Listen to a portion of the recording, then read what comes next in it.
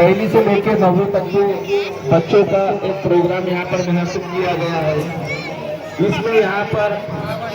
आप सभी शामिल हुए, इसी के लिए मैं स्कूल की जानिब से आप सभी का इस्तकबाल करता हूँ। इसी के साथ हमारे गांव के सरपंच जनाब गोरख यादव सर, हमारे उप सरपंच जनाब सैयद शफी साहब, इसके बाद में हमारे शालेय व्यवस्थापन समिति के अध्यक्ष, उपाध्यक्ष और सभी सदस्य, इसके बाद में हमारे ग्राम सेवक साहब, तलाटी साहब, तंटा मुक्ति अध्यक्ष पुलिस पाटिल, हमारे गांव के वरिष्ठ पत्रकार,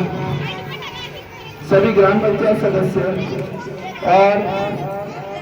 आजी माजी सरपंच, सभी संगठन के पदाधिकारी और विविध सोसाइटी के अध्यक्ष, चेयरमैन, वाइस चेयरमैन,